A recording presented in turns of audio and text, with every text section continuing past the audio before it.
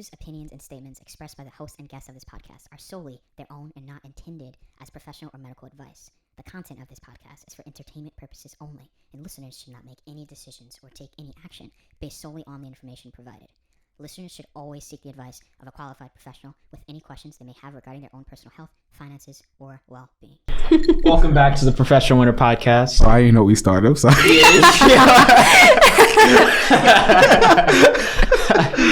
I'd like to introduce the Professional Winner himself, What's up, gang? Jonathan Conyers. I'm professional winner. We both professional winners. We talking about this our show, man. Yeah, exactly. Yeah. I'm just Jonathan, bro. You're just Gabe. Just Jonathan. I'm just Gabe. Hashtag. But now we have someone even more special than both of us. We have Gigi Diaz. What's up, guys? Well, first and foremost, no one's more special than anyone. We're all equally special. I'm a very fond believer in that. There's no one above anyone else in this world.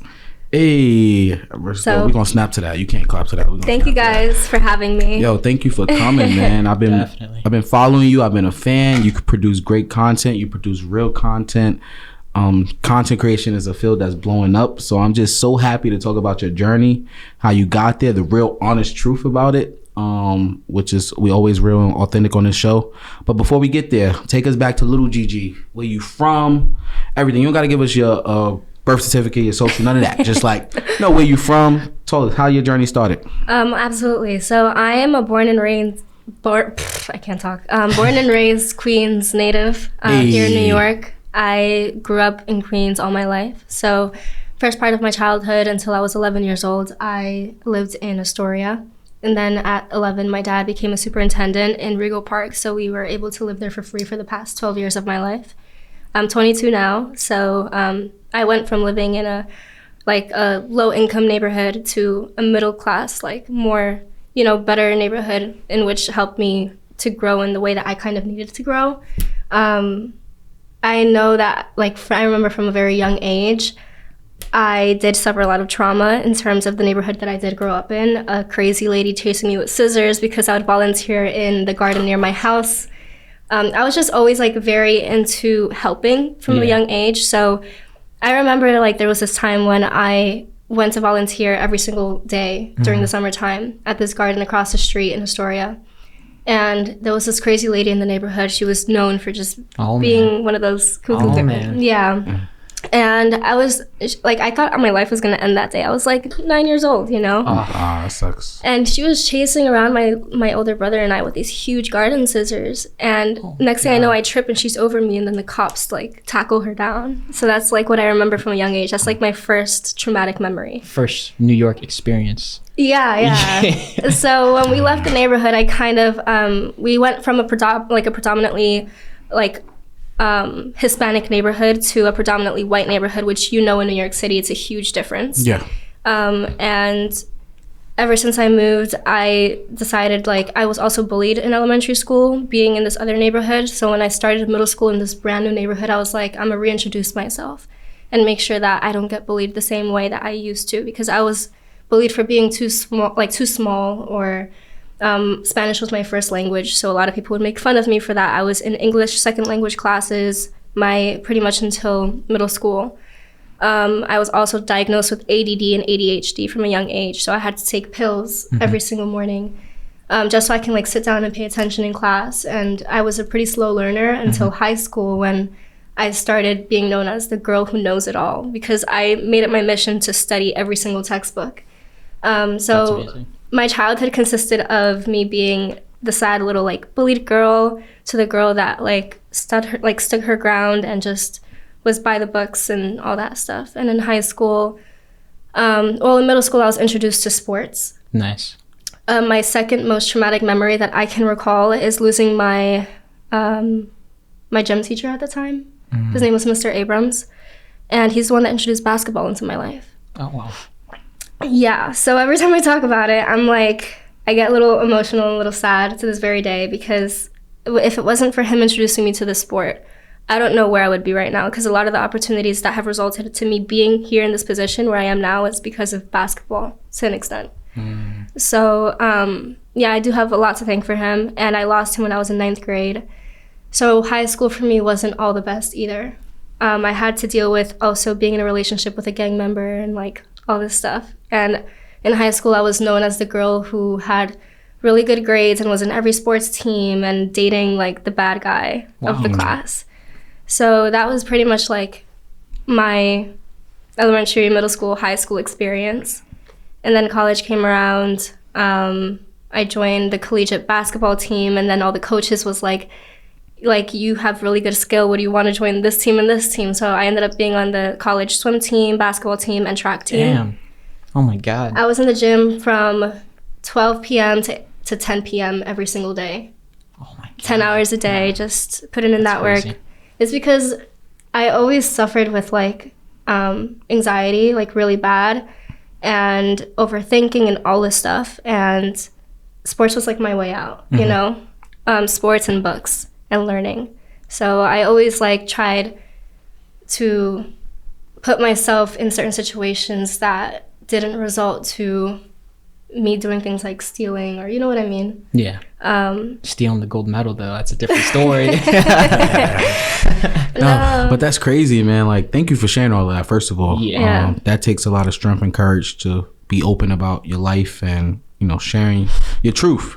And it's so crazy you talk about basketball, because the first time I was introduced to you was a viral video of you talking to Kevin Durant.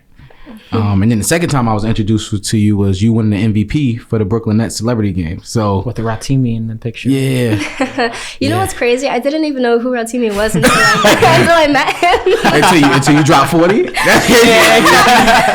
Like, Katie, you dropped 40? Like, who you? I don't know who I am. No, I didn't. That game was really interesting, actually. I have to thank multiple people for that. Number one is Anthony behind the camera. Thanks. Yeah. Shout out to you. Yeah, shout out to A. Stevenson. Yeah, for connecting me with Troy and for making it possible, because ever since then, I've been introduced to a lot of amazing souls. Like, people that I would not have been introduced to in any other way if it wasn't for you. So thank you for that. And just like you said, the Kevin Durant video, honestly, he was one of my idols growing up as a basketball player, because as a young female basketball player, you kind of like grow up hearing these names like LeBron James, Kevin Durant, Kobe Bryant, Westbrook, you know what I mean? So those are the kind of guys that I ended up looking footage on. Like every time I'd want to learn a new move, I would look for YouTube videos on how to do certain moves, and I would learn from them. So obviously they didn't know this, but they were my teachers growing up, you know? So when I bumped into Kevin Durant, a lot of people are wondering what I said in that video because I overlaid it with music. But basically, in that video, I literally just said, "You're doing great. You're one of my like idols growing up. I learned so much from you. Just keep doing what you're doing despite all the hate that's going around right now." Like, because during that time, Kevin Durant was getting a lot of hate for just for being a GOAT. Yeah. It comes with the territory. It comes with the millions. It's sad. It's sad, but it comes with the millions. People don't realize that these people are human, you know? Like, the things that they see on social media, it matters. Regardless if they want it to get to their head or not, or they put this wall up, it still gets to them. Because I know for me, whenever I go on socials, if I were to see that one bad comment, it's going to be in my head for some reason, whether I want it to be or not. But because he has a platform and he has money, he's not allowed to have emotion. That's bull. Well, he has a spotlight on him. And that's cool. You want to bring the pressure? Let me show you my spotlight. Let me show you my influence. Like, again, like you said, he's human. So like, and I'm pretty sure he did appreciate it. Looked like he appreciated the video. I would hope so. I would hope he didn't do it because the cameras were around and stuff like that. I mean, I would it looked real genuine. For me, it was like a genuine moment. I lived in it, and he's definitely a genuine guy. And one of the top comments that I saw in that video is, "Oh, Katie has emotions. I wonder where that come from." And I'm like, he's not freaking Superman. Of course he has emotions. He's gonna show that, and that's what the tabloids don't put out there. They don't show when these celebrities do good. Yeah. They only show like what TMZ would want to see, like all this drama and stuff, because that's what sells. That's what people want. Always. It's the car accidents, it's the bad weather, that's just life. And I wasn't gonna share that video until Severson told me. Like when he what? You weren't gonna share? I told him, I was like, "Look at this video I got earlier today." And he was like, "You need to share that." And I was like, it's like, I want to keep it for myself, because that's like, you know, like, I know it can go viral, but I want it for myself. And then I sat on it and I thought about it, and I was like, you know what, I'm gonna put it out there because people need to see the good in people. And that's the beauty of content. Like, I don't know if you like seen the script, but that was the perfect transition. The script in my head, because like, right, you know, like I'm reading your mind. reading my mind, right? Because like, you know, Anthony's the guru at all of that, but you know, like, that's what people need to see. Because when I seen it, it was like, yo, that's dope. You know, like KD probably needed to hear that. Who knows what he was going through in that moment. You know, always having that spotlight on you, always having that, if I defend myself, if I'm a man, if I'm human, then I'm less than. So I'm pretty sure it feels good for him to be in a position where he's like, yo, it's people who see me, it's people who hear me, even though that's not highlighted. And that's the beauty of content, right? Like, some people make content for negativity, to put out hate, but particularly about you, a lot of your content is good. It feels good. It feels like I'm learning more about who you are. So, you know, I wanted you to talk more about that. Like, why did you start making content? Like, what's your purpose behind it? And let's talk about the truth about the field that every kid wants to do right now, you know? I feel like every content creator story is so different.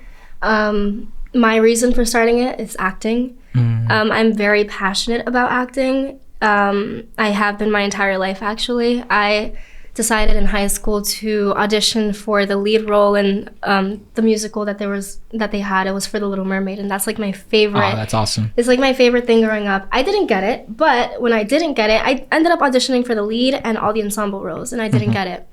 But what mattered to me was learning, because I was passionate about that.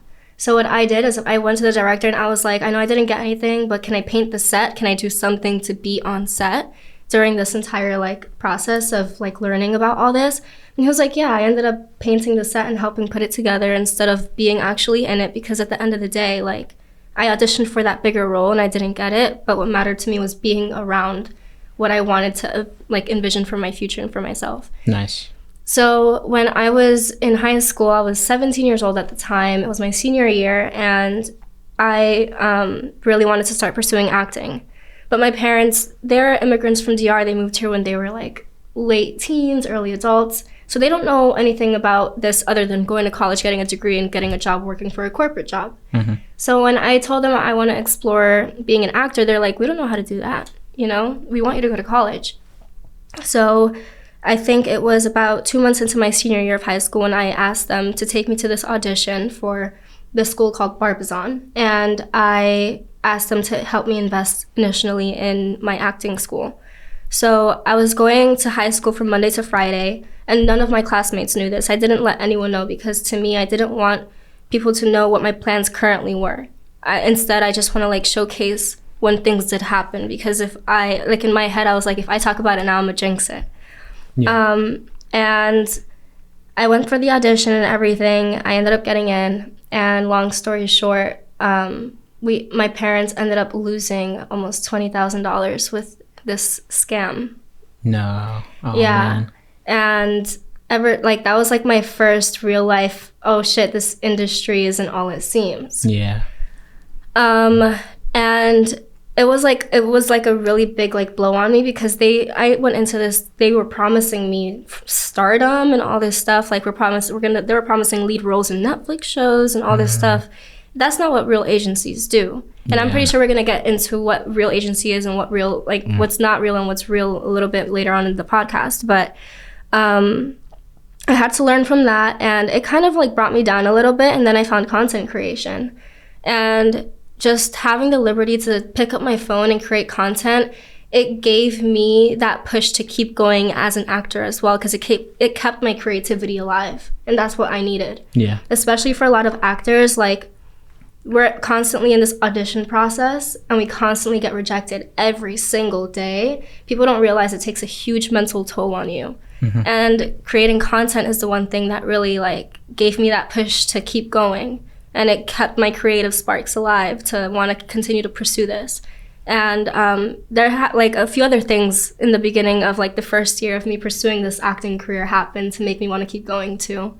If you guys want to hear about it. Yeah, keep going. Oh, yeah. Just don't stop talking. It's your podcast. Keep talking. Okay. So as soon as I graduated high school, it was, my birthday's in October. I have like a late birthday. So I didn't turn 18. Hold on. October what? 4th.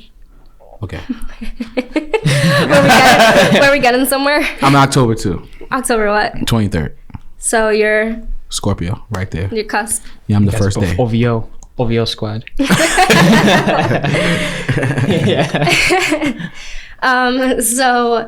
I didn't turn 18 until October of later on that year after I graduated. So I used that entire summer to finish this school process because my parents had already paid for it. But long story short, it didn't really get much. I didn't get much out of it. So I learned from it. And within the first year of me being in the industry, I started booking my own work as a freelance. I started booking my music videos. I've been in music videos with Lil Tecca, Ellie Gady, Tyler Parks, Joey Badass, and like those kind of like, you know, people that make, when people think of music video models, they think of vixens. You know, they don't realize that there could be multiple types of music video models. So luckily I had the opportunity to play basketball in a music video, to play a crying girl and put my acting skills to the test in a music video, you know? So I was able to put my acting skills and my sports skills into the craft of music videos. And then when I first turned 18, I was able to go to all these things alone. And that's when I started booking even bigger jobs like Nike. Nike was one of like the first jobs that I had booked for myself that I was really like proud of myself for. So what people don't like know about this job in particular is I initially took on the job and it was supposed to shoot in Delaware. And it was only going to pay me $300 because it was a background gig. Yeah.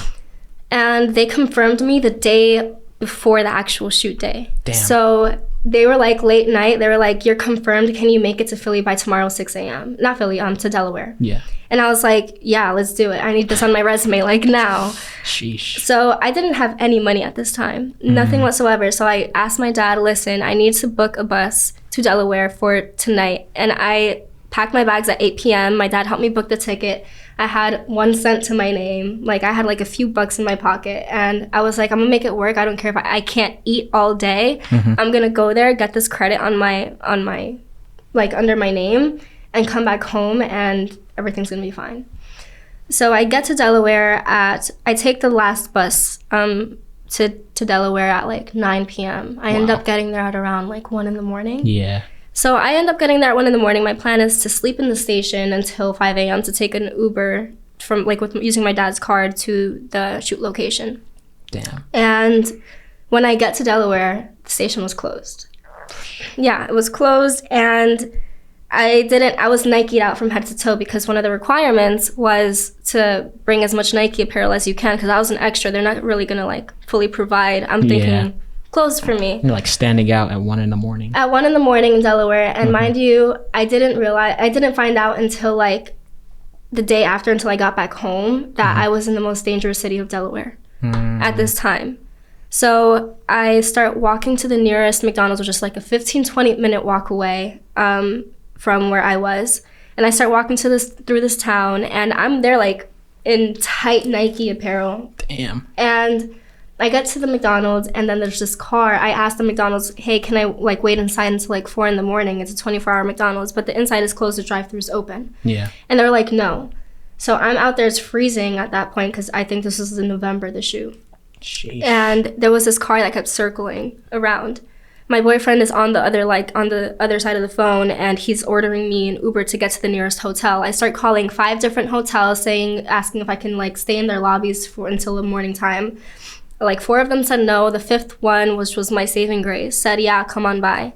It took an hour for the Uber to get to me because in Delaware at that time there's like no Ubers around. Yes. Took me to the thing, and I met the security guard. I will never forget his name or face. I have his number and everything. His name is Larry. He let me stay on the couch downstairs, and then I took like an hour nap, and I was like on 1 hour of sleep for this entire shoot, by the way. Sheesh. I wake up like an hour later, and Larry gives me snacks, like a huge bag of snacks that he went to CVS to just give me. And he's like, here's these snacks for the road. I wish you the best of luck in your endeavors. Because within those 2 hours that I was there, me and Larry, like we were talking about like my goals, my future, and like where I see myself. And like he believed in me, you know, like a complete stranger in a completely different city. You would never know, like you'd find such nice people. And he sent me back on the road. He's like, here's some snacks, here's my number. If you're ever in Delaware again, let me know. And then I show up to the shoot with 1 hour of sleep, having eaten nothing, with snacks in my hand and all that stuff. Usually when someone's like that tired, you're like grumpy or whatever. And I was like, I'm still happy I'm here. Nice. So I go into the shoot with like, just like happy spirits. And in this shoot, there's a table of disabled people, like prosthetic leg, prosthetic arm. And then there's like a group of people who don't have prosthetics or anything. They're like the athletes of the shoot. There's like 2 different athletes. There's disabled athletes that they want to promote on the new Nike campaign, and then the people like that aren't disabled. So they, I see that everyone's like in their own cliques, and automatically I like see it, and I go sit with the people who have like just the people who are in their own group. No one's talking to them, and I'm like wondering why not, you know? So I introduced myself to everyone, and mind you, I'm still a freelance at this time. And I'm just myself. And then I didn't realize until after the shoot that day that one of the guys, his name is Jovan, that I met, he has a prosthetic leg. He said, listen, your energy is super dope. My aunt's a manager. I would love to introduce you to her. Oh, wow. And that's how I got my first management. It was through a networking connection that I like made with someone else. A lot of people, they think you need to make a management through either like submitting yourself constantly or doing whatever. But a lot of people don't realize that the true connections that you make can lead to so much more. Networking is so important. And being yourself is even 10 times more important, because you never know who you're going to come across, who you're going to meet, who that person's going to introduce you to. And I learned that very early on pursuing this like career path. Nice. And then when he introduced me to her, I ended up signing with them. They're called CMA Entertainment. And I was with them for about 2 years. And they introduced me to a lot of really, really great auditions. And I was seen by the most amazing producers for the past 2 years and all that really good stuff.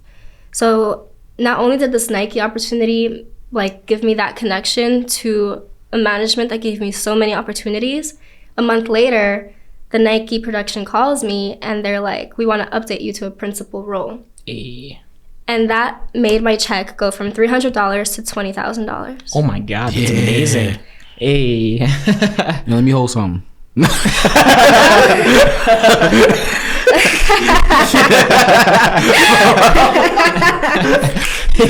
thought you was gonna say that?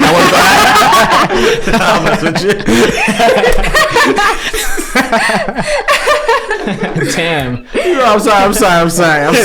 Nah, that was some great story. I didn't mean to mess it up. I'm sorry. Yeah.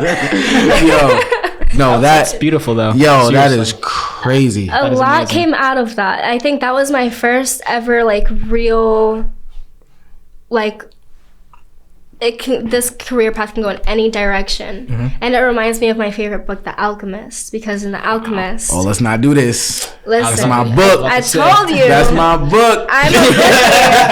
Gabe ain't never read that book. He lied. Nah. I think we all have. At some point, you had to read that book. Yeah. Throughout your college or high school. Yeah. So honestly, at this point in my life, I'm real life living The Alchemist right now, because I have this end goal for myself, and I'm still young, so I have like these step-by-step things that I need to do in life. And I think that that's exactly how it's gonna go, but no, that's not really how it happens. You can still get to that end goal and that destination in a completely different direction that you didn't see coming.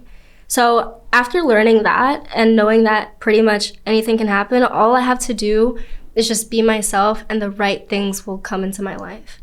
I will attract the right things. No matter what door closes, no matter what I go through, everything will work out at the end. And that's what I have to keep reminding myself, you know? I love that mindset. And you're like super determined. I feel like that was the ultimate test right there. And that was like the universe putting you through it. I was crying that night. I thought I was gonna freaking die. I thought I was gonna get kidnapped. I thought I was gonna get shot. Like, there was a lot happening in that neighborhood that I didn't realize until like a few weeks after I got back home from the Nike shoot that happened. There was cars circling around me, and I didn't realize that like what was happening at that time, because this is the first time this is happening to me. You know, it's my first time leaving my city for a job that, you know, that was gonna be good for me. And like I didn't realize how much in danger I was until that moment. So like, and another thing with like this Nike shoot, I was so tired, and I went in that. There was like 8 other basketball players. They had like amateur basketball players come on. Mm-hmm. I took that ball and like I gave it my all, because I didn't even know what a principal role was until they called me saying you've been upgraded. Wow. So it's like I just put in my energy and I just was myself, and I realized how far, if that in that situation it can get me this far, how far can this get me in life? And that's what keeps me going. This is the one scenario in my life that I've been through that I hold on to every single day. Yeah, nice. But when you look at your content, nobody would ever know that story. They would see like, wow, this is easy, right? Like they don't know about the sleepless nights, the situation you put yourself in. I'm pretty sure 99% of people would have said, I am not going to Delaware, or asking my parent after we just had a 20,000 negative loss to continue to support me so I can get on the bus at 9 p.m. at night, right? And shout out to your dad. Yeah. For seriously. Real. Shout out to your dad for trusting his daughter and saying that, yo, no matter what, we're going to continue to push and I believe in you, right? Like 99% of people would not. I even argue with Anthony and Gabe all the time, blowing them on the spot about sometimes putting yourself in rooms that may not pay the best, by putting yourself in rooms that may not have opportunities. We talked off camera, and I'm not gonna get into me. I worked in the hospital. I worked for free for 2 years. That was part of my quote unquote training. With a kid stealing, trying to figure it out, negative. So don't worry about how much I make now. Don't worry about my great salary, because I had to earn it. I was negative trying to get this degree. I was negative studying and working in hospitals and traveling from the end of Long Island to this place to that place, sleeping in my car, doing all types of crazy things for free. Like, unfortunately, the world should not be like that, right? I understand. I'm not mad at nobody who understands their worth. I'm not mad at nobody who understands this is my price and I'm going to get it. But sometimes in this world, when you come from certain places, when you have to grind, you have to put yourself in positions that's uncomfortable. So it's not just about where you at now. It's about those stories, those moments that all of these young kids who want to do content creation that just sees, oh, they just pick up their phone. Oh, boom, let's jump in the pool. Let's do something stupid. No, it's harder than that. It's deeper than that. And you got to put yourselves in a lot of uncomfortable situations. You got to be willing to find somebody who believes in you, who may work for cheaper, who may go the extra mile for you. It takes a collaborative effort. And that story was so beautiful, and it put it all together. And I want to continue on this because there's so many people in the world. I'm pretty sure there's so many girls who wants to be Gigi, who see your stories and see all the beautiful content you create and say, I want to do that. But it's up for you, who's in a position of power, to say you can do that. But let me give you the real, because a lot of times, everybody I meet, most people like me because they say, yo, John just brutal. He just honest. He tells it all. Like, who wants to give you the game for free?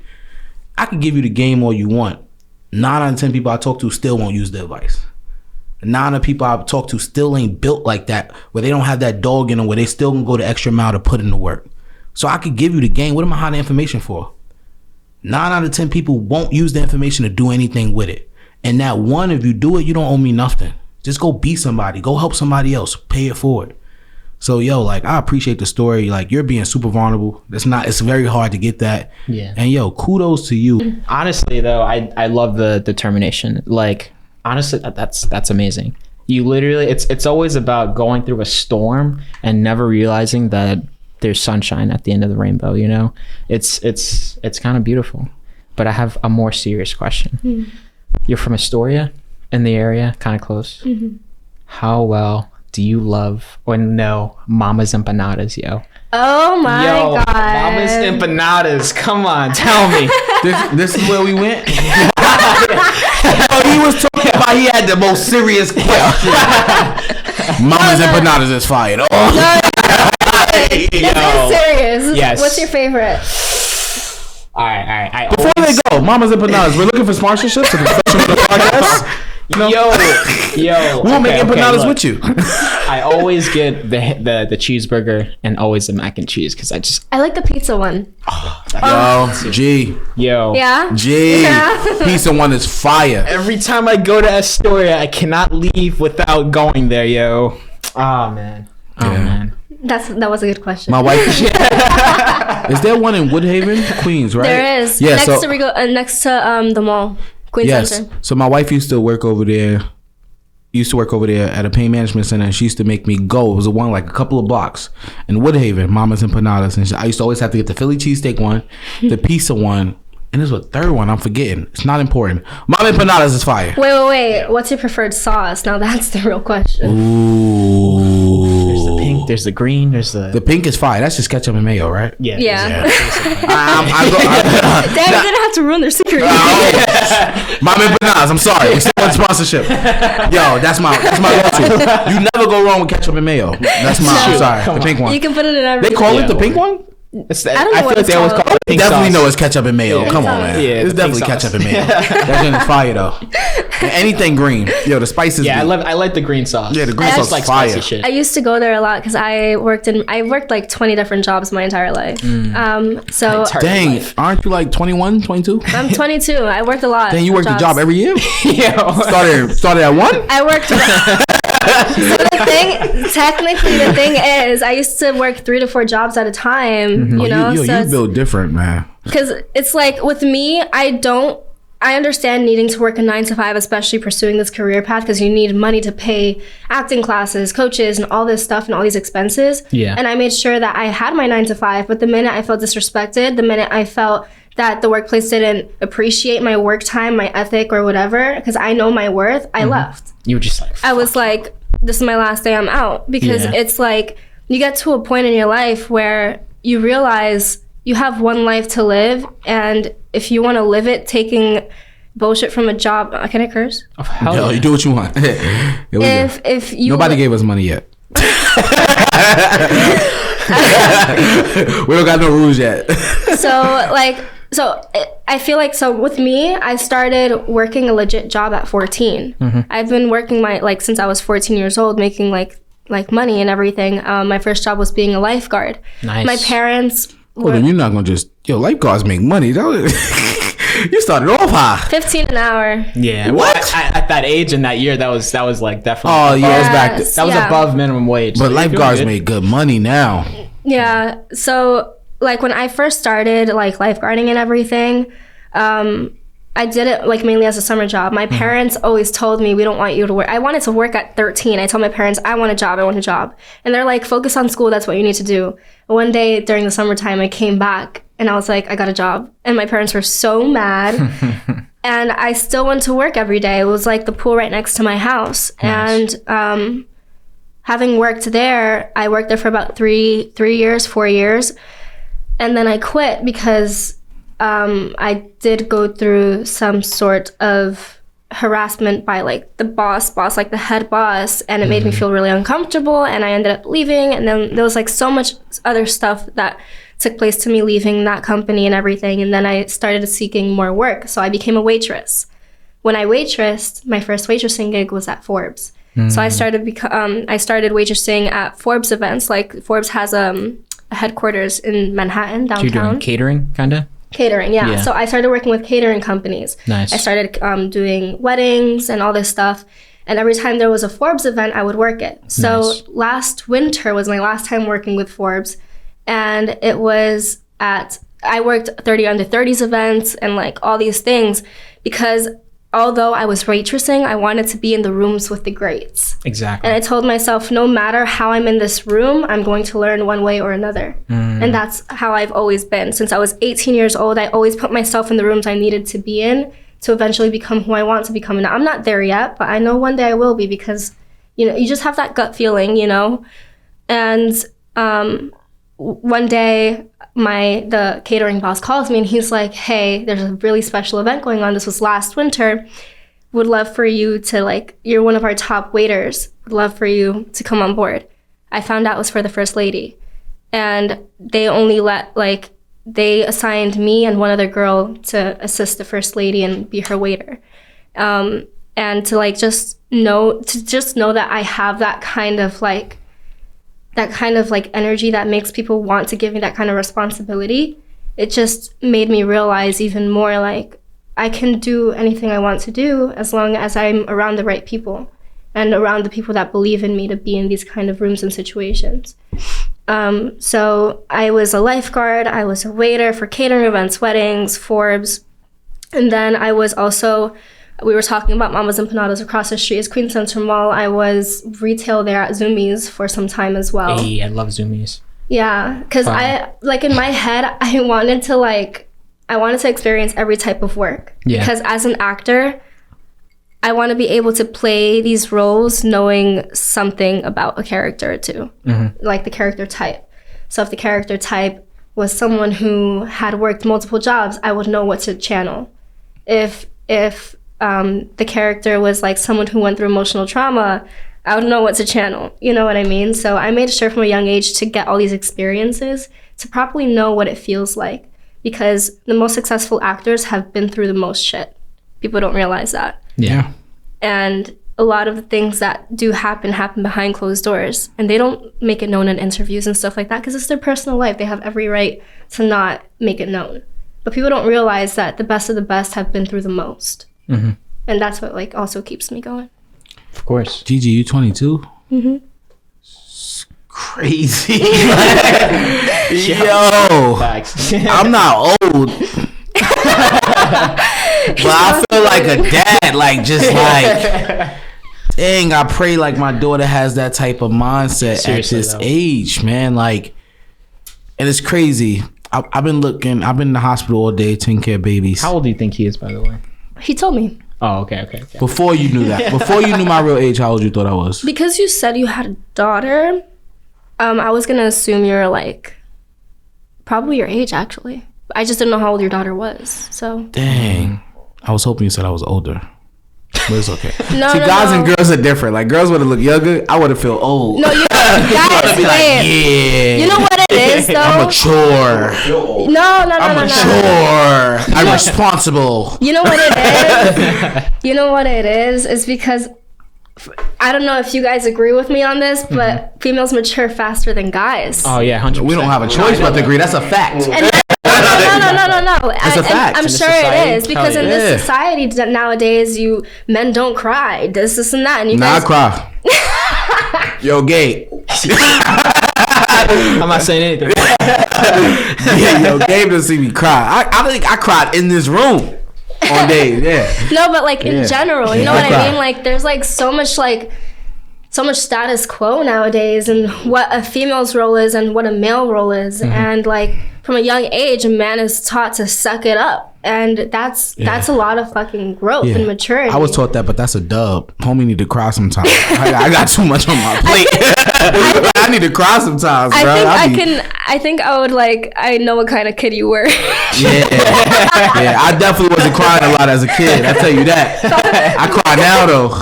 I got a lot of tears when I wasn't crying. Wait, I got a question for you. What's up? Oh, can we switch seats? Yo, let's switch, G. Oh, snap. Hey. Oh, snap. I'm the guest. It's Gigi and Gabe. What up? Let me get serious. I've never been on a podcast before. Oh shit, I'm on the break table. What up? Hold on, is my camera Anthony? Oh, what up? Yeah. What up? Talk to me. Let's do it. Hold on. Like, camera switch to G. What's up? Hold on, introduce it. Gigi and Gabe podcast. Let's do it. What up? All right, so like in all seriousness, when you were a child, were you the child to fall in the playground and like if someone were to like bump into you or bully you, would you be the one to like cry, or would you be the one to, you know? I was with the shits. Yeah. Nah, we not crying. I had too many big brothers for that. Nah, we getting crazy. But I was nice though. I wasn't like, I don't think I had like an anger issues where I was just mad at I was mad at the world, but I didn't show it. I was very like, I talk a lot now, right? Because I didn't have a voice as a kid, because I was always taught, because of things that was going on in my household, to not tell the truth. Because if I told the truth, then ACS will come. Things will be happening. So I always had this quiet, sheltered teddy bear type person, but if it had to go there, it had to go there. And some days I wanted to go there because that was the only way I knew how to express myself. But I wasn't naturally like just mean, mad kid, even though I had hundreds of reasons to be mad. You only get one more question because this is your show. All right. Use it wisely. So before the question though, I feel like it's so different though, because you were saying you're the youngest. Like for me, I'm the oldest. Like I didn't have that backing, so like, yeah. I mean, I didn't cry I couldn't cry. You know? had to be more strategic. Like, always. Like, and not only that, you're the youngest of how many? And the oldest. I'm the oldest of how many? And what are they? Nah. How many? They're all what? Oh man, I have 5 brothers. Exactly. 1 sister. Exactly. That's a lot of pressure, because now it's a bunch of boys looking at you to say, like, that's the type of man I want to be. Like, I always tell everybody's like, yo, what's your life? And I'm not getting detail about the book, September 2023. What's your life? Like, why are you this? Why are you that? My oldest brother was my hero. When my older brother decided that because of our life, he wasn't going to sell drugs, he still wasn't going to go to college, I knew I had to go to college. I didn't care about the college. It got to a certain point where I cared about the college, but just growing up, I was like, no matter what I do, I got to go to college. Because he went to college. Because the world gave me a bunch of excuses, but because he did it, we grew up in the same household, and I'm the youngest. So to be honest, like, you listen to my story, I still got the best of them. And when I say them, I mean my parents. Because by the time I was born, they wanted to be a little better. So when it came to income tax time, I got Uggs. I got the Dwayne Wade sidekick. Oh my God. White and brown. I got Rockford in Washington Avenue, 171st in Cortona Park. It's a sidekick. Yeah, they stole it. They stole it, but they gave it back because they found out who my cousins were. But listen, that's another story. Read the book. But listen though, no. So like, I still had the bubble. Yeah. Like, I had certain things that crackhead parents don't give their kids because I was the youngest. Because they was trying to right their wrongs and they was going on a better path. So like, when my oldest brother did it and he was in crack houses and he had it the worst, I was like, there's no way I can't go to college. So when people ask me, oh, who's your era? That's James Conyers Jr., my brother, you know. So because he did certain things, I knew I had no choice but to do certain things.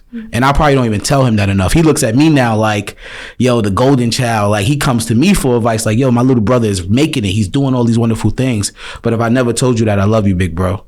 You know, that was the role model for me, because he set the standard, because he had every excuse to be a gangbanger. He had every excuse to be mad. He had every excuse. Stop it, Gigi. This is your episode. Let's go. No. Switch back. No. Let's switch back. We're getting deep. September 2023. Come back, Gigi. It's about you. We're not doing this. Oh, God. Stop, Gigi. Actually, it's gonna be hotter now. That's good. That's good. Oh, that's what we wanted. All right. Yeah, no, that's We're gonna blink the sound on that one. It's pretty crazy that you started getting into like the older brother, younger, like older brother, younger brother. So I'm a middle child, but growing up, I always. Ooh, that's scary. But growing up, that mean you with everything. Yeah, my middle child don't play, boy. No, I'm going through that with my middle child, boy. Listen to this though. I was. He know my middle child. That's why he laughing. Every time she see Gabe, she's like, dinosaur. I don't know why. I don't know why either. She think Gabe is a dinosaur for some reason. I see it. I'm dead. Tyrannosaurus Rex. She cutting it. She don't know I got the outfit in the closet. Oh, we go. After break. We about to hit you with something. Yo, I already thought about that. Gabe, that's why we do this together. I'm my fault, Gigi. Go back. All right, rewind. But when you guys are talking about like the sibling roles and all that, I'm a middle child, but I always felt like the older sibling, mainly because my older brother, he's my half brother, but I never felt like he was fully there for me the way that I felt an older sibling should be there. So I have a younger brother, and I wanted to move out at 18, but the reason I didn't is because I didn't want my little brother to feel the way I felt, not having an older sibling, although you do have one. And I feel like a lot of people don't really like have the privilege of saying, yeah, I have an older brother to look out for me, or an older sister to look out for me. So I wanted my little brother to grow up with the privileges that I didn't have, which is why I'm still like home and taking care of, like, just making sure everything is good, making sure he's okay, to make sure that he doesn't go through the things that I went through when I was his age, especially being in my household. Yeah. So like my parents, like every parent is different, and no parent is perfect. My parents, they had their ups and downs. I had my ups and downs. I love them with all my heart, although I don't agree with a lot of the things that happened when I was like younger and everything. I still love them, and I found forgiveness, because at the end of the day, like people like myself who are first generation in the United States with immigrant parents, we need to learn to forgive our parents, because they were raised a certain way, they don't know any other way to live. So obviously they're going to project that onto us, and it's hard for change. It's really hard. And you start to learn that as a young adult, that the person that you become, it's hard to kind of like alter that, because the way you're raised matters so much. Yeah. So like I learned to find forgiveness in that, and I learned to be a good middle sister, like although I'm like the middle / older sister to my little brother and everything. And I also grew up being the only girl in my family. All of my cousins are boys. So I grew up like having to constantly learn how to just stand up for myself, and you know what I mean? But I definitely know what you mean. Yeah. And honestly, like it's kind of hard, because I feel like I am the oldest, and I feel like ever since I was, existing, I always felt that pressure. But it's kind of like, and I still feel that now, because I feel like I'm never home. I'm always outside, like all the time. And then I'm never guilt. like home for my brothers, who are, much younger, Yeah. in middle school. One's just started college, and they're always looking for someone to look up to. But then like, It's in a hard. way, it's like I need to still live my life in order to set that example, And to provide for whatever, in the future, hopefully. And people don't realize that growing up, like people don't realize that adulting comes with so much responsibility, more than a lot of people realize. People don't realize that adulting means having to spend time away from your family, making your own experiences, and having to choose between making your own experiences and leaving your family behind and missing out on experiences with them. It's a lot of sacrifice, whether people realize it or not. Just adulting in general, the minute you move out of your house, you're losing time with your parents and making time for yourself. But to what extent? To what cost? And like, as I'm pursuing like this career path, there's times when I travel to LA for a month at a time, or I travel to other states, or I'm constantly not home. And yeah, I'm getting all these memories, these fond memories with other people, but we only have our parents around and our siblings around like for so long. You never know what may happen. Yeah, exactly. So like every time we step out of our house, it's a sacrifice. Y'all making me emotional, man. Nah, it's true. Nah, because I had a meeting 2 days ago, and when I met with the therapist, people was helping me with my book. We had a whole conversation about like how I started to resent my brothers. My brothers was grown, they went to college, and when I moved to New York, like a lot of people, so I was born in Virginia, right? I came back when I was 4 months. Then I came back to the Bronx when I was 4 months, and I went back to Virginia when I was 5. And I grew up, I did all my elementary in Virginia, then I came here at middle school. And it's so weird because I grew up in one of the poorest, worst areas in the state of Virginia. Holly Cove, 757, Chesapeake, Virginia. Google the statistics. But to me, it never felt that bad, right? And then when I moved to New York, I'm in the projects. I'm in Bloods, YGs, 169th Webster Avenue, South Bronx. And my brothers are not there. They're not calling in. They're not checking in. You've been through this. You know what it's like dealing with parents who is on drugs. You know what it's like not feeling protected. I went from dude say the wrong thing. Oh, you bugging. Let me go get my bike. Josh, Jay, Nucky, he yelled at me. Word. Hold on. Come outside, pound him out.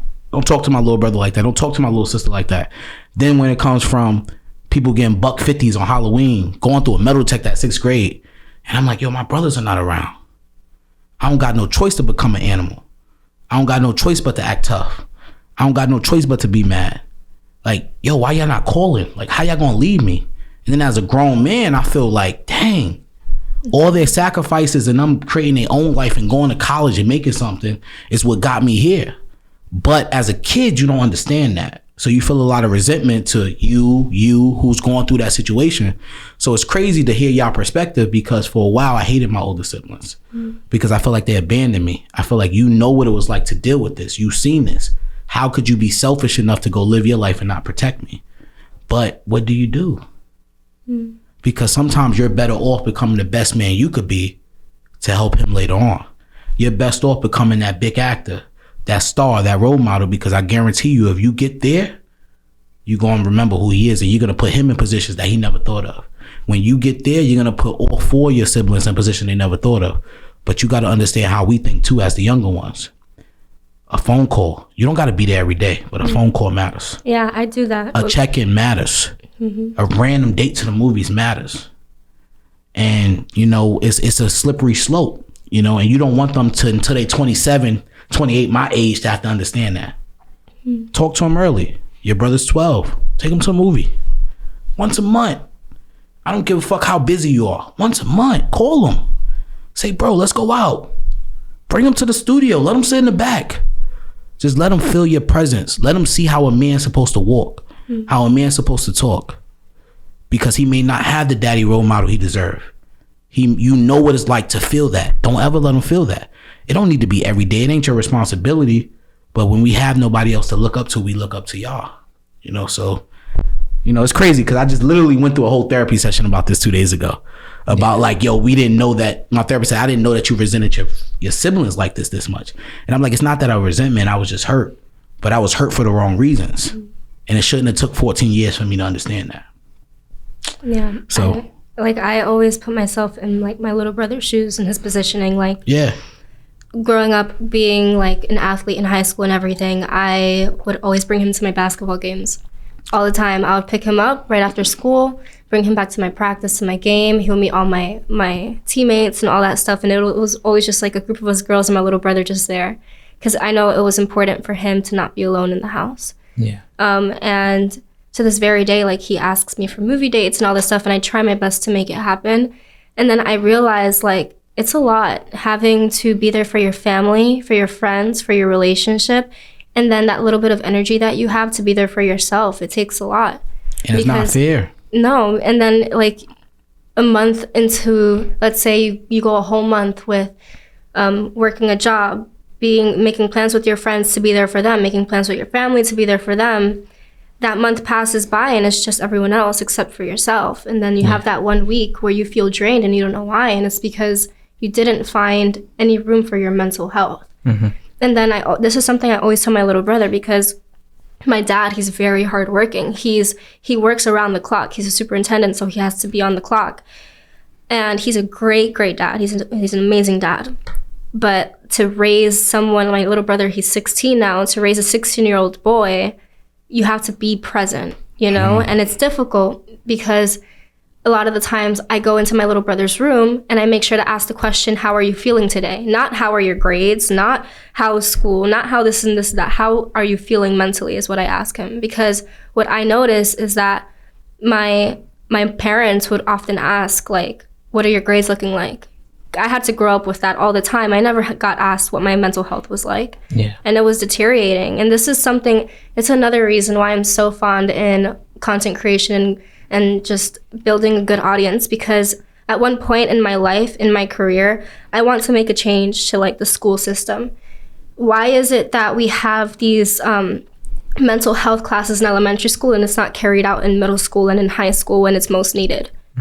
And things like that, like it really bothers me, because knowing that I have a younger sibling going through all of these like emotional things, like no one could be there for these kids. And all these schools, all they care about is you getting above 90s, getting good grades, or else you're going to get expelled or going to have to do extra work. You know what I mean? Yeah. The most important thing, the most important class that I feel schools need to have right now is mental health classes. Teaching children what it is to be sad, happy, angry, and how to cope with it in a healthy way. And that's what we're missing in these school systems. And like, even aside from that, it's like people don't realize when you become a parent, like to make sure that you have someone there for your child in a moment like that, therapy is so needed. And like no matter what age you are, it's so important to just have some sort of therapy in your life. Definitely. Because no matter if you're 10, 20, 40, 80, having therapy is so important, because people tend to like hold things in all the time. And that's what builds resentment. That's what builds not having the motivation to get up in the morning and do things. So just constantly just making sure you have that outlet is really important no matter what age you are. Yeah. Yeah. Yeah, man, it's tough. And you know, like there's nobody to blame, right? Like you don't deserve that responsibility. Gabe don't deserve that responsibility. But I just met you today, but just feeling your energy, feeling your vibe, I understand is important to you.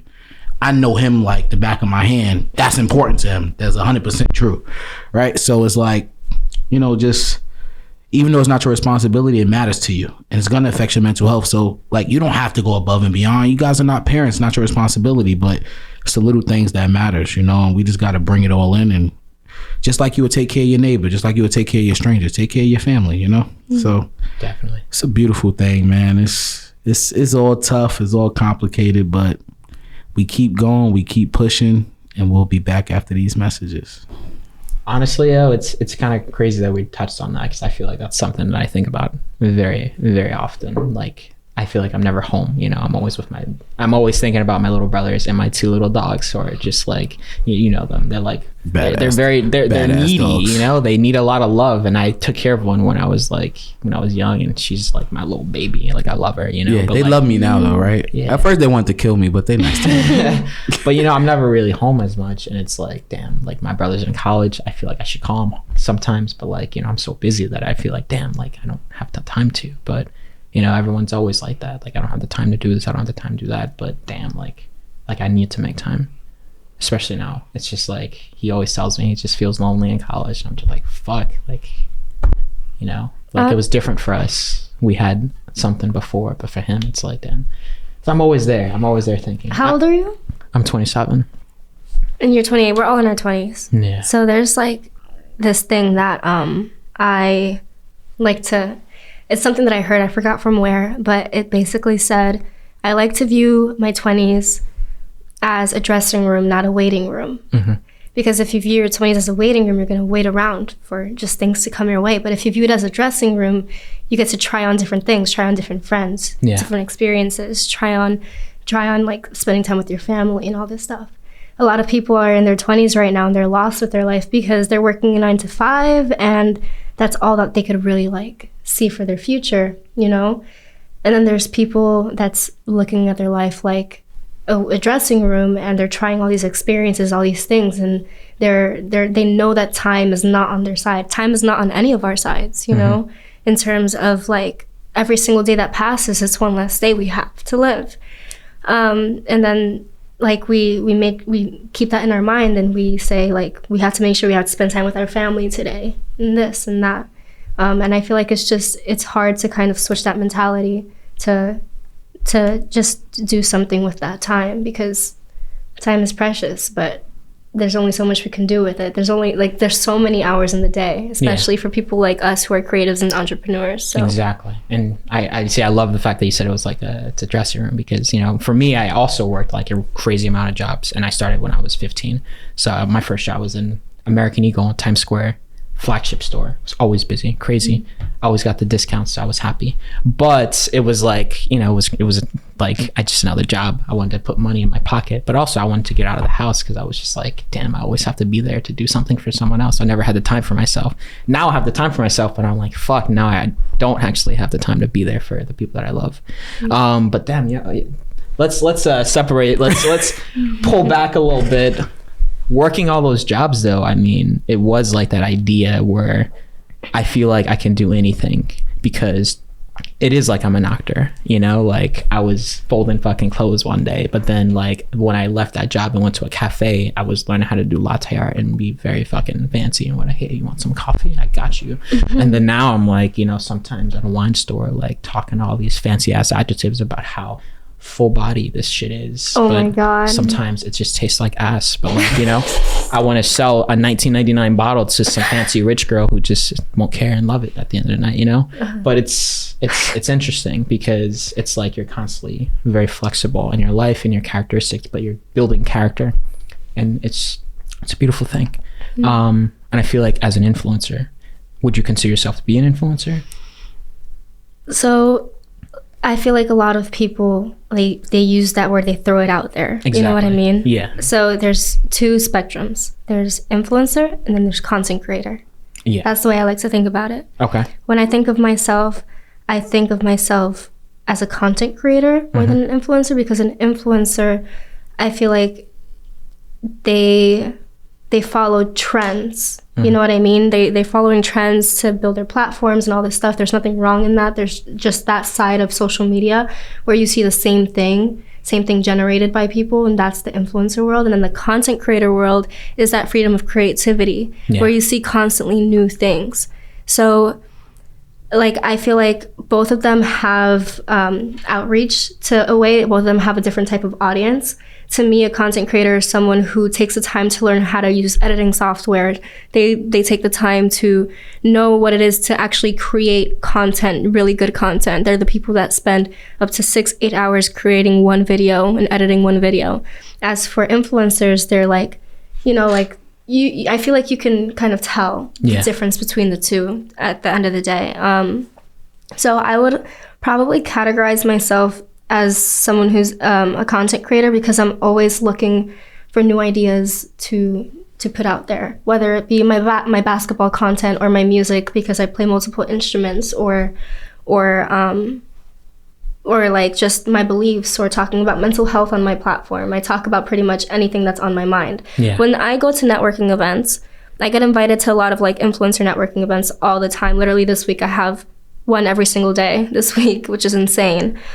But I always get asked this question when someone first meets me: what's your Instagram and what's your niche? Yep, exactly. What's your Instagram? What's your niche? When someone asks me what my niche is, I just say I'm myself. I post whatever makes me happy, because at the end of the day, like, it's nice to have an aesthetic feed and all of that, but what is it really if what you're influencing isn't going to help generations to come? Mm-hmm. If it's just hopping on trends and making matcha lattes in the mornings and not talking about real shit that's going on in real life.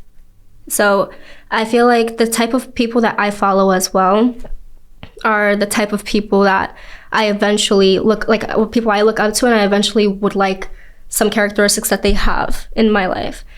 And even now, a lot of people are saying, like, I don't like going on social media because it's toxic. It's toxic because you're making it toxic. Yeah. You know what I mean?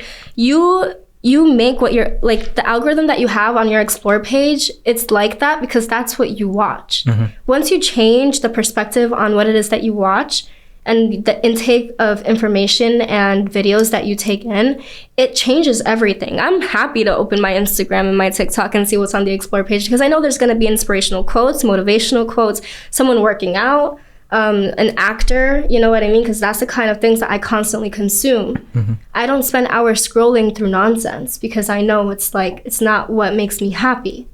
And then, like, something that I like to put out to, like, my audience as well is, like, make sure that social media is your happy place. Yeah. Because at the end of the day, social media is becoming a new norm. And it's important to make the new norm specific to your life and how you eventually want to live it. If you're unhappy, make that change. Mm-hmm. So in terms of, like, the content creator that I am, my end goal in all of this is to just be happy. And if that means me not landing an acting gig for 10 years from now, then so be it, as long as I get to have the free will to create the content that I genuinely love. Mm-hmm. You know? And now, like, nowadays, social media is a portfolio for people, and a lot of people, like, are catching on to that, and a lot of creators as well. So when I was auditioning the other day for a job, it was an acting job. Yeah. And they asked for my Instagram account, you know, and this is like the new norm in the industry. Everything's coming together. All industries work together to an extent. Mm-hmm. So whether you're a content creator, an actor, a musician, like any person in this industry or in this world, it all connects. And then the more you get into this industry as well, whether it be a content creator or an actor, people end up knowing who you are, and the more you're around these people are going to know your name, and like, all of this stuff matters. Whether it be presenting yourself in the right way in the right room, everyone's going to eventually know who you are. All right, so I have two questions. One, who are you? Giselle Diaz, yes. Mm-hmm. But who are you, according to you? One, according to you, and also according to how other people see you. That's a great question. Who am I? I don't know yet. I'm figuring it out. I'm a human who's figuring things out. And I feel like we all are humans that's figuring things out, you know? As far as who I know that I know that I am a woman who has dreams, has goals, has responsibilities, and I'm willing to doing anything to make those things come to life that don't compromise my morality. And as long as I know my head is screwed on right throughout this path, that's all that matters to me. There's people that lose their way, and I know that I have good intentions in everything I do. And because of me knowing that I have good intentions in everything I do, I know things are going to work out the way I want it to. No matter if it's an exact step-by-step process. Yeah. I know my end goal is going to be the way that I want it to be, even if I don't know it yet. And who do you think other people see you as? I think other people see me as someone who has everything put together, and it's not the case. You know, I'm as lost as anyone else. Yeah. Like 3 days ago, I was posting on social media, like, all this happy stuff, you know? And there's times, like, even Anthony knows, like, I post, like, had a bad day today, taking some time, make sure you take it for yourself, you know? Like, I post things like that all the time. But 3 days ago, like, I went a whole day without posting, and the first thing I posted was of me getting up in the morning. No one on social media would have known that I had an anxiety attack. That was really bad. Like, I thought that I was dying. I couldn't feel my body from neck down. This happened like 3 days ago. So it's like, no one's ever really gonna know that. So to other people see me as this girl that they look up to, and she has her life figured out. She's so lucky to be where she's at. But people don't realize, like, I'm just as hardworking as the next person, you know? Yeah.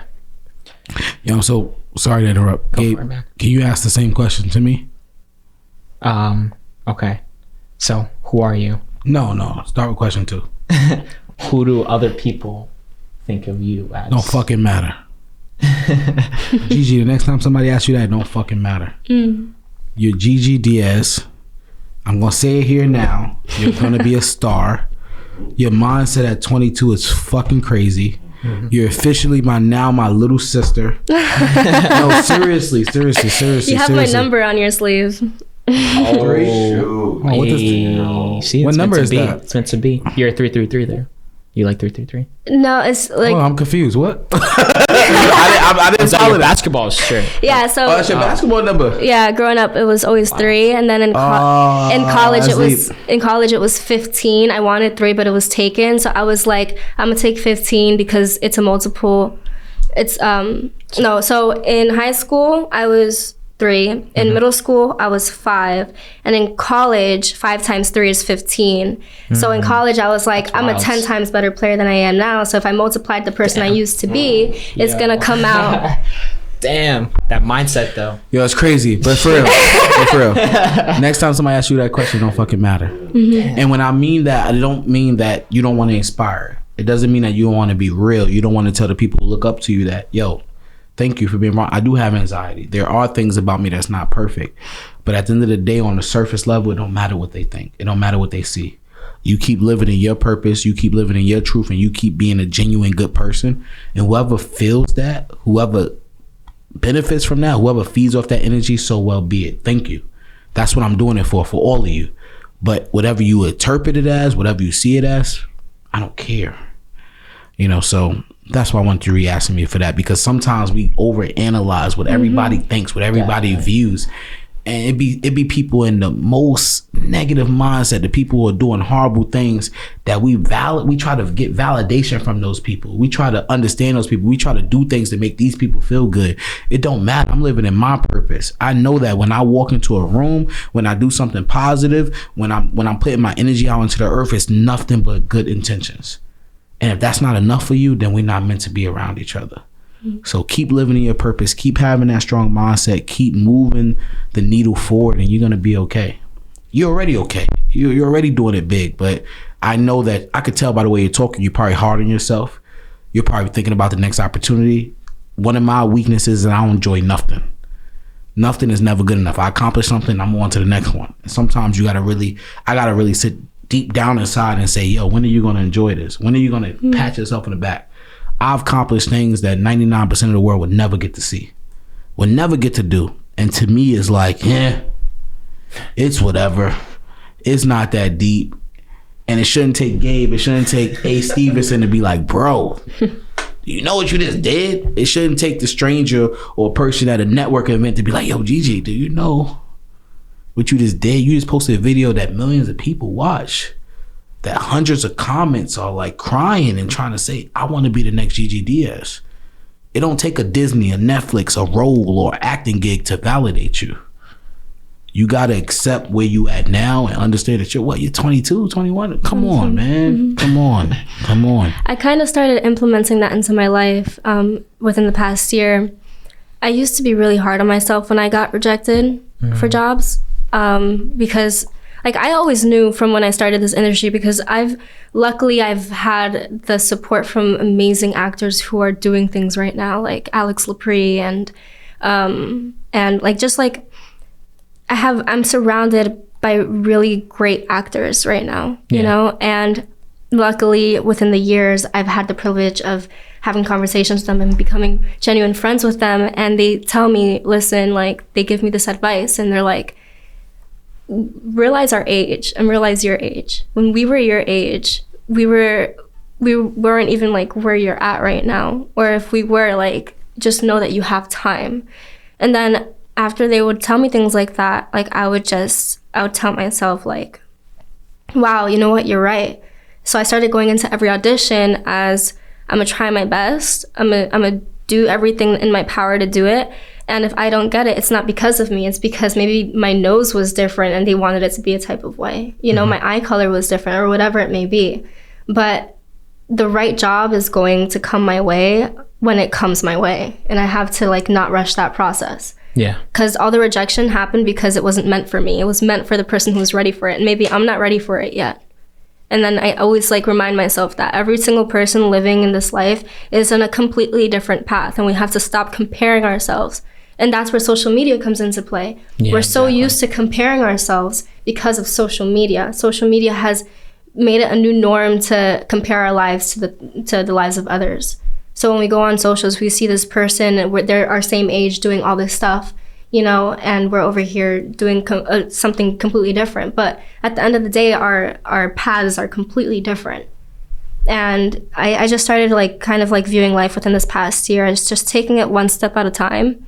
I'm like a huge overthinker. I think about everything. Same. It keeps me up at night. I have really bad insomnia. Like I wake up like 10 times in the middle of the night. I actually have a journal next to my bed because I wake up with ideas and I jot it down for the next morning when I wake up, and I act on it. And something else I started implementing this past year is self-love dates. So once a week, I take myself out to a library or like a restaurant.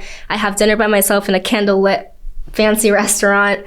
And like, that's just like how I started finding myself again, you know? Nice. I'm only 22 and there's like a huge way to go. But I know like because of the people I'm surrounded by, like you guys, even today meeting you guys, I know that I'm in the right path, you know? I love that. Being on the right path and having over 100,000 followers that see you as just an influencer, and maybe they want to be going in that direction based off of what you create, what you do. How would you influence them? How do you feel like you inspire them? What would you tell them if they want to follow someone like you? Just be yourselves. Like you see me and you see my content. Don't compare yourselves to me, you know? Yeah, I'm doing all these things, but I'm putting it out there because this is my portfolio, not yours. Yeah. Like, if you're interested in doing the things that I'm doing, like, start with making your account public and, like, building your identity, your own identity. Don't take that photo because I took it. Take that photo because it's your idea and you wanted to take it, you know? Yeah. I feel like people don't realize how beneficial social media can be in finding yourself and finding your own identity. Because it's a platform in which you can use to properly express yourself, which is something that people didn't have back in the day. They didn't have that privilege, you know? We have a lot of like really good things that we're taking for granted right now and right in front of us. Technology has advanced like no other, like no time before 50 years ago. Yeah. You know what I mean? So it's like we have to be more grateful for the things that are in our presence right now. Nice. All right, I appreciate that. One of the things that is important as a content creator is brands, sponsorships. So I know we've been talking really deep, but big yourself up. Talk about it. What are some of the brands and some of the things, people and groups that you're working with, and how are you building your legacy right now? Especially after Nike. That's just... Talk. I know something bigger than Nike. Come on. Or just as big. Nike's big. Just as big. Let's keep talking. I actually worked with Nike again during the ssummertime. I traveled to LA for that shoot. Once again, I didn't really like make too much from it because they didn't pay for transportation. This is like another thing happened this summer. It's like a whole replay of what happened the first time with the Nike shoe. I'm like, people think that I'm balling. I'm not. I'm 22, like still investing in myself. You know what I mean? Yeah. So this summer I took on this Nike gig and I said, I'll pay for my own transportation. I put out like $600 for a flight. I stayed with a friend out there and everything. And I ended up like getting, like there was some problems with the hotel when I got there because I flew in the morning of the shoot once again. And then I was like stranded in the middle of LA. Damn. In like, what is it called? It's like Skids Row or whatever. Yeah, I was just out there. Yeah. So like, shout out to LA, it was dope. Your 42nd don't got nothing on ours, but it was so like the next morning on my socials, I'm posting myself like on set and stuff like that, but people don't realize the night before I was stranded without a hotel. And like I was like, I had to call my friend to come pick me up and everything. And then it was just like this whole thing and I was crying. I have a video on my phone of like a little memory for myself of me crying and having a panic attack. I was in the video, I'm literally like, you're gonna be okay, just breathe. You're gonna look back at this video and say you did this, you know, you did it once before, you could do it again. And this is like my most recent Nike shoot. And then as terms of like social media partnerships, I don't even know where to begin. I've worked with dozens of brands. But most recently, I started working with like travel companies or like jewelry or like makeup here and there, just things that resonate with my beliefs and what I want to promote. So I've had dozens of brands every single day reach out to me and they're like, would love to work with you. Nice. I don't answer right away. I do my research on that brand. Yeah, I'm like, where did you come from? What's your background? What does your products originate from? Does it follow along the lines of the things that I believe in? Because I'm not going to take on a partnership if it doesn't resonate with who I am as a person or anything like that. Like, I don't think I'll ever work with Shein. You know what I mean? Because of all these things going around about them working with, like, you know what I mean? The entire thing that's going on with them. But it's like things like that. In terms of partnerships that like I recently worked with is like Our Bus. It's like the Greyhound that's on 42nd and it provides transportation and stuff like that. And I do like monthly trips with them and it's that's like awesome. A paid partnership. I also do things like I work with hotels, Airbnb experiences. I work with gyms.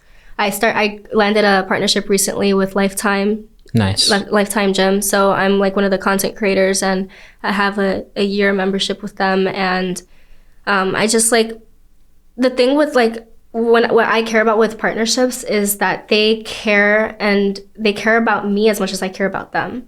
When Lifetime offered me this deal, they were like, we're not going to expect you to post. You post on your own time if you like how you're feeling that day. You know, they're not expecting. That's different. Wow. They're not they're not expecting me to post 5 times a month or this and that. They want me to like shout out to Lifetime on that. Nah, that's a different type of thinking. Actually, seriously, yeah. No, like brands and businesses like that is what I work with. People that like wow. And if I work with a brand that requires certain deliverables from me, I'll work with you, of course. Like if you respect my rate. You know, and a lot of these brands, they like to lowball you as content. What's the rate? I'm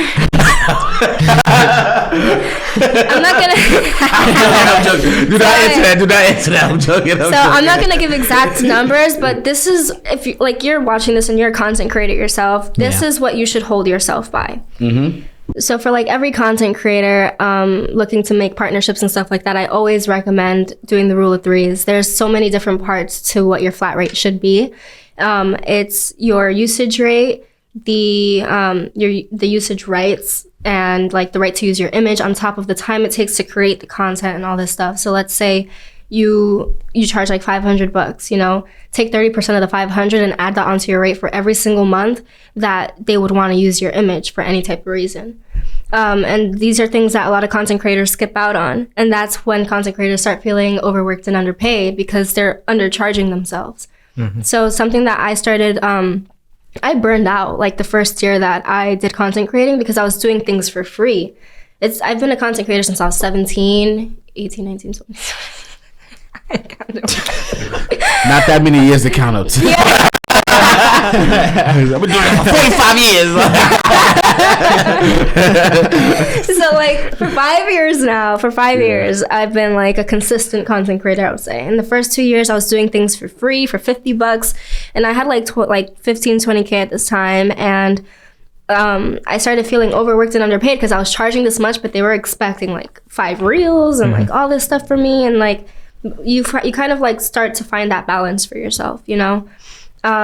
But especially with like partnerships and stuff like that, it's important to hold your own. Yeah. If a clothing brand comes to you and you like fuck with it, you know, like you like the clothing brand and you're down to do that reel, then do it, you know?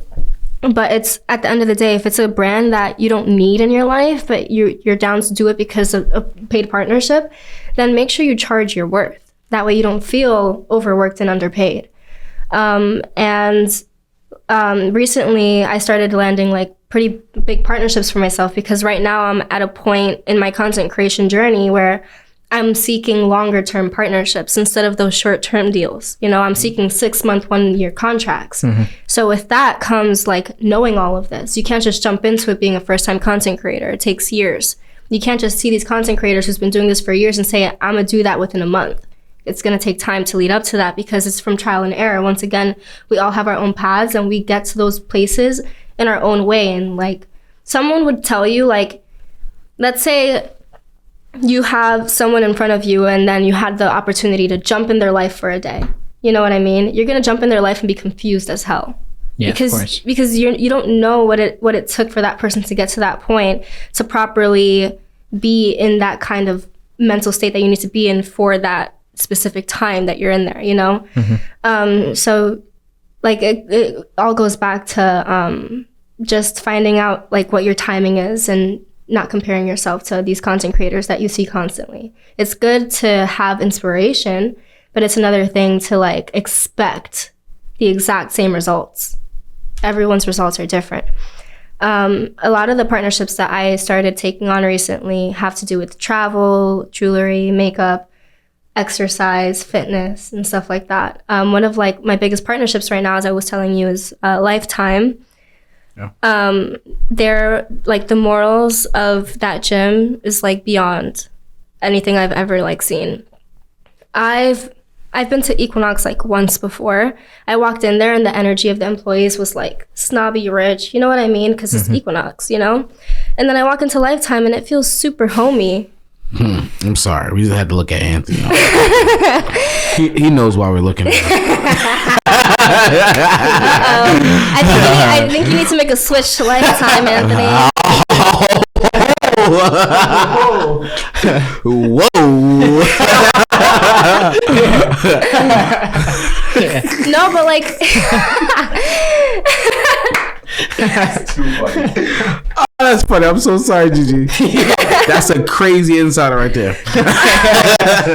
No, but like in all seriousness, like all these decisions that you make in your life, whether it be the gym that you choose to work out in or whatever it is, like it matters because the people that you interact with also matter. Yeah, that's so like true. When I walked into Lifetime, I felt like I was right at home. Yeah. And it took me years to get this Lifetime partnership. People don't even know about it. 3 years ago, I paid for the membership, $300 a month. And damn. This was during the pandemic when I was getting that pandemic money, you know? And I was like, I want to invest it in my health right now. So I invested like 4 months of that money into going to this gym because I was a fond believer of the energy that I'm surrounded by is the energy that I will become. So I was going to this luxury gym, and I made it my mission every single day that I was in the gym to create content to build my portfolio for Lifetime, because I wanted to pitch myself later on to them as this is what I'm looking for. That business mindset though. So Damn. about, I think like 5 months ago, a new location opened up, and then I always keep up with Lifetime, you know, and I've posted Lifetime so many times in the past for free or like whatever, like expecting nothing in return. I was paying for the membership when I was posting them, and I was just interested in just creating that content so that they could see me for who I am. And then 4 months ago, I keep up with Lifetime. I saw that there was like a free class. I went to check it out. I made a connection with the instructor there. His name's Austin. He's amazing, like phenomenal instructor. And then I met the vice president of Lifetime, and he happened to be in the facility. Nice. And he was like, who's that girl? I've seen her before, you know, and it's because Lifetime had reposted me and all that stuff. And he was like, I recognize you. I want to sign you up. And he recognized me from the shoot I did for myself 2 years prior. Damn. And he was like, I want to sign you up. No strings attached. I want you to have a good time. You post whenever you want. So like things like that, like the really big things that like I've got in my life right now have stemmed from all these other things I put into place for myself years prior. You heard that, bro? 2 years of hard work, and look at that. And like, she worked for free for 2 years, just like you. And then like another Get to the bag. Another partnership that I recently landed is more so like passive income. It's with an app called In Place, and they work with influencers and connecting influencers to experiences around New York City. They originate from Israel. Wow. And I met them when I was doing social media managing for this place called LiveX, like in downtown Manhattan. Unfortunately, I did have to leave there because there was a lot of things going on that I didn't agree with, and I just left, you know. And when I had met the owner of In Place, it was like the last week that I was like working at LiveX as a social media manager. And I took that connection with me outside of LiveX, you know. I kept in touch with them, and I saw that they were growing in New York City. So I pitched myself to them, and I was like, hey, I have all of these connections to restaurants, to experiences in New York, to all this stuff. And I have a database full of influencers from the last 9 months I've been doing social media managing. So with this, I was able to land a deal to get passive income and getting a percentage for all the influencers that come into the app and all the like businesses that I bring onto the app. So like small things like this, like content creation and like doing all this stuff with social media, there's so many routes you can go. You can do social media managing. You can be the face of companies. You can be the person who puts influencers on, or you can do all of it. Yeah. You know what I mean? There's so many ways to go. But luckily, like I feel like I was a successful social media manager because of my experience doing influencing and being on both spectrums. And I'm a good content creator because I know how to pitch myself to brands because I've been in the brains of these brands reaching out to influencers. So like I've seen best of both worlds enough to know like exactly what to do in each given situation and how to do these partnerships properly. So like for any new content creator, just like make sure you take the time to properly scope out these brands and make sure that it's what you want to do so that you don't burn yourself out, you know? Yeah. Sheesh, I'm speechless. Just start singing. All right. You know how to play instruments, by the way. You play the piano. I saw you have a pinned. Yeah, so I know how to play a few instruments. A few. You say that like it's nothing. Like actually, like music and sports was my outlet growing up. Wow. Like people would always like make fun of me in high school. They'll be like, you do too much or stick to one thing. People you were literally High School Musical. That was you. Yeah. Playing basketball. Yeah. That's amazing. Jump and start dancing. Yeah. Wow, look at that. But people don't realize like I put myself in all these things to not be home. Yeah. You know? And I would leave my house to come to school, the place that I thought was my safe haven where all these activities were, to just being judged again. So like I grew up constantly being judged no matter where I was. And that's when I started also realizing it doesn't matter what you do. It doesn't matter who you talk to. People are going to have their own opinions of you, whether you like it or not. So like that's when I started giving the I don't give a fuck mentality, and I was just like, I'm gonna keep doing what I do as long as I love it and I'm happy with it. And if someone's not happy with it, then that's their problem, not mine. Hey, I love that shit. So yo, we said it off camera. Like, I grew up with everybody telling me, yo, you so mature from your age. And obviously I'm pretty sure people tell you that. And it comes from a place of trauma. And it's so unfortunate, but it's fortunate that we took ownership of it at a young and that age. we made it something positive. Because there's so many people out there that let it deter them. There's so many people out there that make them less than. There's so many people out there with severe mental health issues, suicidal thoughts because of this trauma. And if you didn't learn nothing today from this episode, I hope you learned that if you take ownership of it, if you unfortunately accept things that have nothing to do with you, that you could be 22 and think like this. You could be 22 and have brand deals. You could be 22 and take control of your destiny and be somebody special. So, you know, it's not for me to tell anybody how to interpret this interview or how to interpret Gigi Diaz. But for me personally, like, I see a lot of trauma, but I see that it made you something special. And that's never the way to go, but you didn't control the way you grow up. You don't control the situations you put in, but you made something out of it. So if nobody tell you that, I just wanted to tell you that, for real. Thank you. I want to cry. Don't cry. That's how I felt. Matter of fact, cry. Viral, clip it. No, I'm joking. Viral movie. All right. Don't cry. Now I'm gonna you tell did your makeup. You did your thing. Don't cry. I'm gonna tell my tear to go back in my eye. Yeah. It's not giving you no viral moment. Like, oh no. Nah. That's real though. Nah, for real. That's not, don't cry. It's real. It's from the heart. And yo, keep doing what you're doing, for real. Of course. It's definitely about that time. It's time for you to ask that question. So on me, Always. Gigi. The most important question of the podcast. You ready? Turn around. What is a professional winner to you? I'm sorry, we don't tell you this early. We want you, it's on the spot. It's no right, wrong. There's no wrong answer. What is a professional winner to me? Something that I see. That's.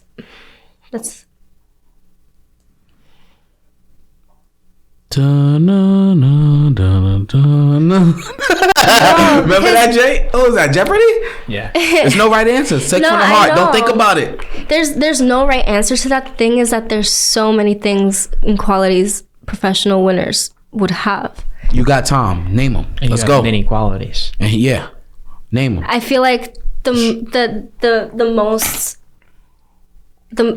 best quality that I see every professional winner having is just embodying who you are as a person and being unapologetically yourself throughout all the ups and downs.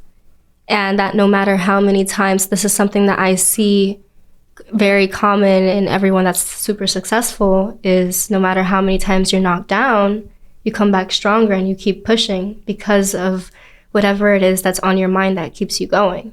So as long as you keep going, that's what matters. It doesn't have to be consistent, as long as the willpower is there and like you have the strength to believe in yourself. That's what matters the most. That's like a professional winner. It's everyone. Everyone's a professional winner because life is hard. And that's why we created this show.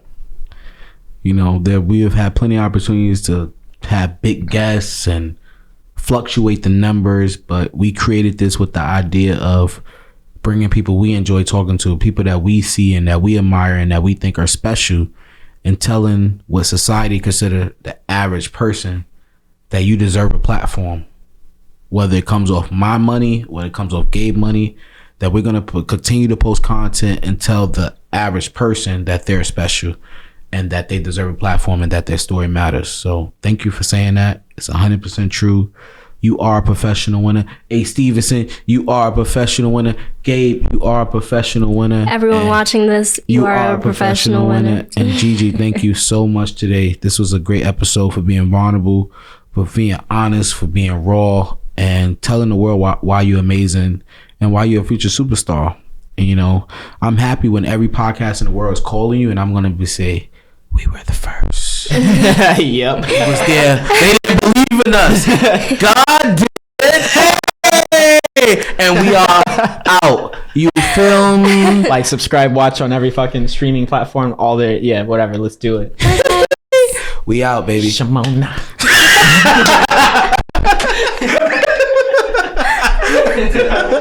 Yo, so that's a mouse for us. Tell